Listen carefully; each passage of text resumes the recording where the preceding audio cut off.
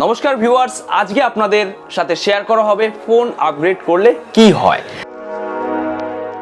তো বন্ধুরা, আপনারা ভিডিওটা প্রথম থেকে শেষ অবধি দেখতে থাকুন। তো ফার্স্ট পয়েন্ট নাম্বার 1, পারফরমেন্স। তো ফার্স্ট পারফরমেন্স নিয়ে আপনাদের সাথে কথা বলবো। যখন আমরা নতুন ডিভাইস দোকান থেকে পারচেস করে নিয়ে আসি, তার পারফরমেন্স একদমই ইউনিক, একটু আলাদা হয়। তো যখনই ধীরে ধীরে সেই প্রোডাক্টটা আস্তে আস্তে করে পুরনো হতে থাকে, তখনই একটা আপগ্রেড আসে, সিকিউরিটি পেজ আপডেট। যখনই আমরা আপগ্রেডটা করি, তো আমরা যখন প্রথম যেই ডিভাইসটা কিনেছিলাম, যেই ফিলিংসটা পেয়েছি, সেই আপগ্রেড করার পর কি সেটা কি আছে? নেই। তো আমরা আপগ্রেড করার পর সেই ডিভাইসের সেই ফিলিংসটাকে হারিয়ে ফেলেছি।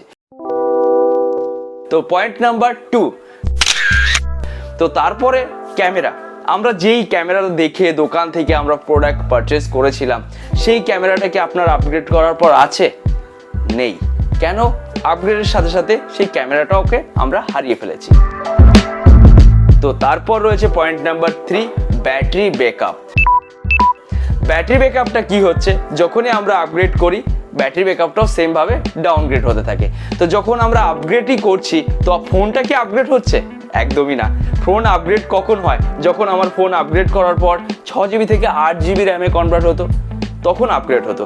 যদি আমার স্টোরেজ 64GB থেকে 128GB হতো, তবে আপগ্রেড হতো।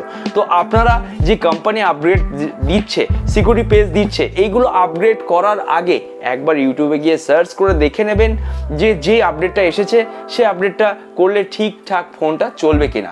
কারণ যে কোনো ডিভাইস তখনই খারাপ হচ্ছে যখন আমরা আপগ্রেড করছি। আর যেই সমস্ত বন্ধুরা এই আপগ্রেড করার পর এরকম প্রবলেমে ভুগছেন, তারা অবশ্যই কমেন্ট করে জানাবেন যে আপনাদের কোন ডিভাইসে এরকম প্রবলেম এসেছে।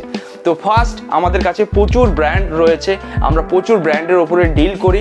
আর বেসিক্যালি আমরা ডিল করি সেকেন্ড হ্যান্ড ফোনের ওপরে।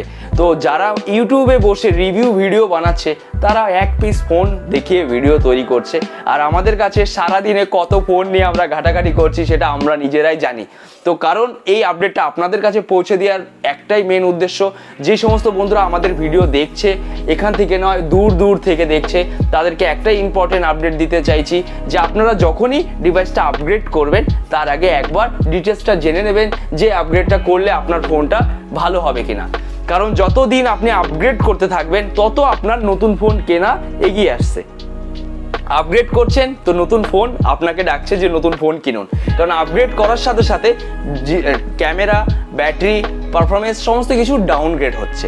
আর আপনাকে নতুন ডিভাইসটা দেখাচ্ছে খুব ভালো চলছে। তো যখনই আপনারা ভিভো V21 কিনেছিলেন, যে সমস্ত বন্ধুরা, আজকে ভিভো V21 এর ক্যামেরা কি সেটা আছে? নেই। কারণ আজকে ভিভো V23 মধ্যে সেই ক্যামেরাটা রয়েছে, খুব ভালো লাগছে। কারণ আপগ্রেডের সাথে সাথে সেই জিনিসটা ফিরে এসেছে। যেরকম OnePlus 9 Pro, 10 Pro, এই ডিভাইসটা 9 Pro যে সমস্ত বন্ধুরা কিনেছে, প্রথম যখন কিনেছিল, সেই ক্যামেরাটা কি এখন আছে? নেই। কেন নেই? কারণ আপগ্রেডের সাথে সাথে camera quality, performance, battery backup সমস্ত কিছু চেঞ্জেস এসেছে। কারণ যে কোনো ডিভাইস প্রবলেম করার জন্য আপনাকে হার্ডওয়্যার এসে খারাপ করতে পারবে না। যে কোনো ডিভাইস খারাপ করার জন্য আপনাকে সফটওয়্যার থেকে খারাপ করবে। তো সফটওয়্যার যে সমস্ত বন্ধুরা আপগ্রেড করার জন্য মেসেজ পাঠাচ্ছে, আপডেট করছে, তো তারাই নতুন ডিভাইস সেল করার জন্য আপডেট দিয়ে সেই ডিভাইসটাকে খারাপ করছে। রিসেন্ট যেটা পোকো X3 Proতে যেই রিসেন্ট প্রবলেমটা এসেছে, যাদের যে সমস্ত বন্ধুরা প্রোডাক্ট ভালো সুন্দর চলছিল, যারা যতবার আপগ্রেড করেছে, তত তার ফোন ধীরে ধীরে hanging, lagging, battery backup, camera সমস্ত কিছু ডাউনগ্রেড হতে থেকেছে।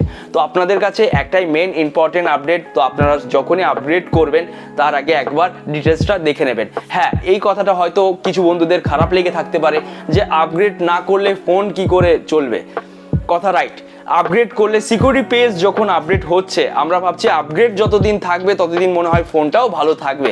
কিন্তু যে আপনি আপডেট করার আগে যে ফিডব্যাকটা ছিল, আপগ্রেড করার পর কি সেই ফিডব্যাকটা আছে?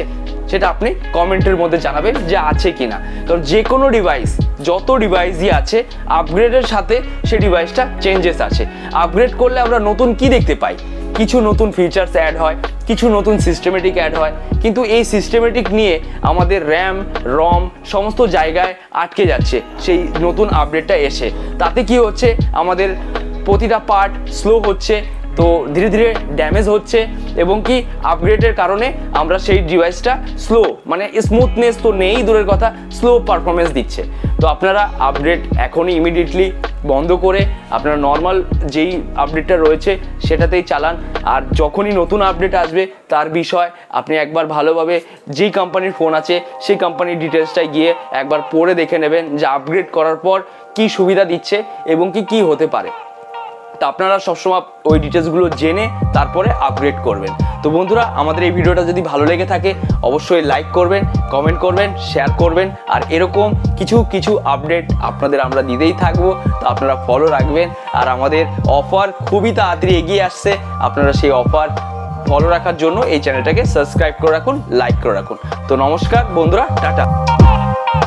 আর যেটা মেন বলা হয়েছে সেটা হলো আপগ্রেড, এটাকে একবার জাস্টিফাই করে তারপর আপগ্রেড করবেন।